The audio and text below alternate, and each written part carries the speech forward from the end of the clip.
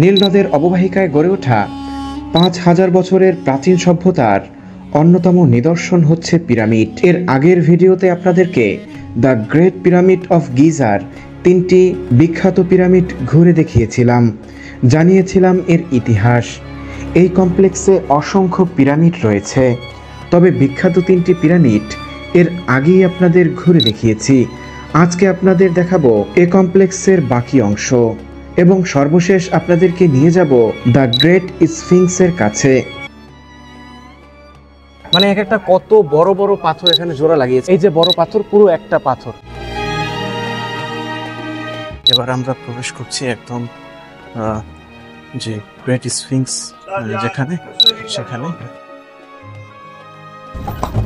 এবার ঘোড়ায় টপ বগিয়ে ছুটে চলছি দ্য গ্রেট স্ফিংসের কাছে। অবশেষে আমরা এসে পড়েছি স্ফিংসের প্রধান প্রবেশ পথে। আসসালামু আলাইকুম ওয়া রাহমাতুল্লাহি ওয়া বারাকাতুহু। বন্ধুরা, পিরামিড ভ্রমণের দ্বিতীয় পর্বে শুভেচ্ছা জানাচ্ছি। আজকের এই পর্বে আপনাদের ঘুরে ঘুরে দেখাবো the great Sphinx of Giza, মানে গ্রেট পিরামিড অফ গিজার এরিয়ার ভিতরেই যেটা খাফরে সময়কার নির্মিত সেই স্ফিংস, যেটার মুখটা মানুষের মতো এবং শরীরটা সিংহের মতো। তো চলুন এই রহস্যময় স্ফিংস ঘুরে ঘুরে দেখি, জানার চেষ্টা করি এর ইতিহাস এবং কিভাবে তৈরি হয়েছে সবকিছুই আপনাদের জানানোর চেষ্টা করি। তো চলুন শুরু করা যাক পিরামিড ভ্রমণের দ্বিতীয় পর্ব। আশা করি সম্পূর্ণ ভিডিওতে আমাদের সাথী হবেন এবং যদি ভিডিওটি ভালো লাগে অবশ্যই একটি লাইক এবং মতামত জানাতে ভুল করবেন না কমেন্ট বক্সে। তো চলুন শুরু করা যাক। পিরামিড দেখতে আসা পর্যটকদের এই ভ্রমণকে আরো বেশি উপভোগ্য করে তোলে মরুর জাহাজ, উট ও ঘোড়ার পিঠে চড়ার মাধ্যমে এবং সর্বশেষ স্ফিংসের কাছে এসে তারা যাত্রা শেষ করে।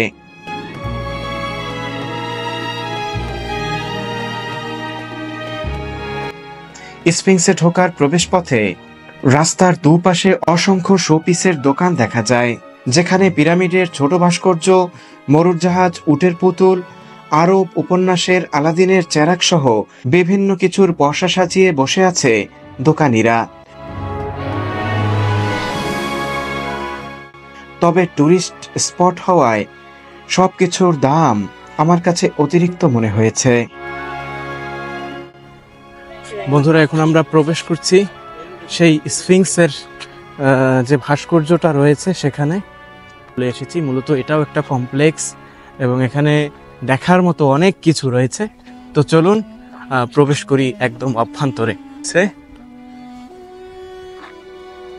এটা হচ্ছে এখান থেকে প্রবেশ করতে হয়। তো আপনারা দেখতে পাচ্ছেন এক একটা পাথর আমার চেয়েও কত উঁচুতে। এক একটা পাথর হয়তো 10 ফিটের মতো উঁচু হবে এবং এত বড় বড় পাথর কিভাবে সম্ভব? সেই যুগে ছিল না কোনো ক্রেন বা ছিল না কোনো দামি দামি যন্ত্র, কিন্তু কিভাবে সম্ভব? এই যে দেখতে পাচ্ছেন যে কত আস্ত বিশাল বিশাল এক একটা পাথর জোড়া লাগিয়েছে। আমরা চলুন একদম ভেতরে প্রবেশ করি।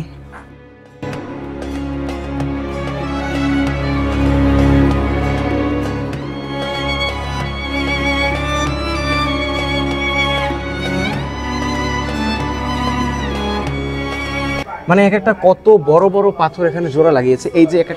এই যে বড় পাথর, পুরো একটা পাথর।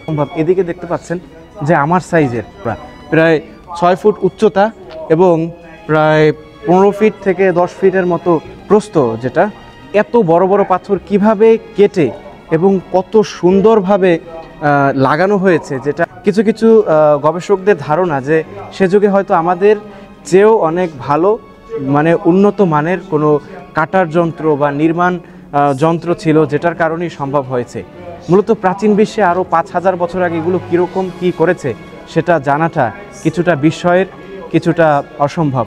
তারপরেও আমরা এই সকল জিনিসপত্রগুলো, বিশেষ করে এই সকল স্থাপত্য শৈলীগুলো, ফেরাউনিক আমলে যে সকল জিনিসগুলো দেখে আমরা অনুমান করতে পারি যে সে সকল সভ্যতা আমাদের থেকে কত বেশি আধুনিক ছিল, যেটা আমরা বর্তমান আধুনিক জমানায় এসেও ভাবতে হিমশিম খাচ্ছি। সে সময় কিভাবে এত বড় বড় পাথরগুলোকে কেটে এরকমভাবে নিখুঁতভাবে জোড়া লাগানো হয়েছে। বন্ধুরা, এবার আমরা প্রবেশ করছি একদম যে গ্রেট স্ফিংস যেখানে সেখানে এই যে গরুর সরু পথ ধরে আমরা যাচ্ছি সেই দিকে।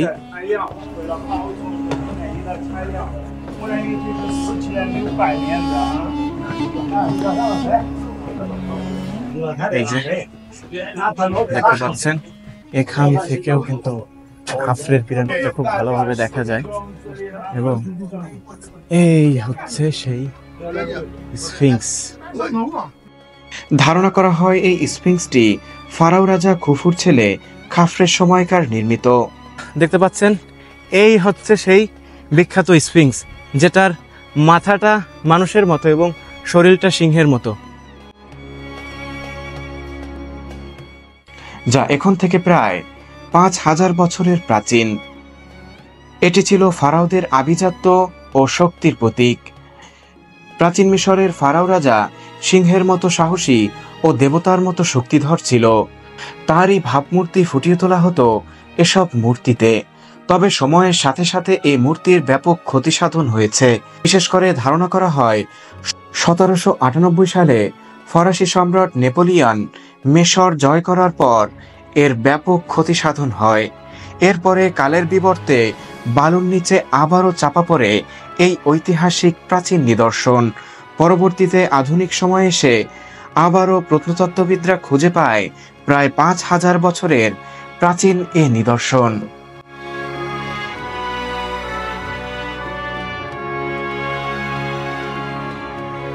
বন্ধুরা, আজকের ভিডিও এ পর্যন্তই।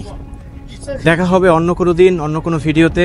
সে পর্যন্ত সবাই ভালো থাকবেন, সুস্থ থাকবেন এবং আজকের ভিডিওটি কেমন হয়েছে অবশ্যই কমেন্ট বক্সে জানাবেন। ভালো হলে একটি লাইক দিয়ে আমাদের পাশেই থাকবেন নতুন নতুন ভিডিও দেখার জন্য। সবাইকে অসংখ্য ধন্যবাদ, শুভেচ্ছা জানাচ্ছি মিশরের গিজার সেই বিখ্যাত স্ফিংস থেকে। আসসালামু আলাইকুম।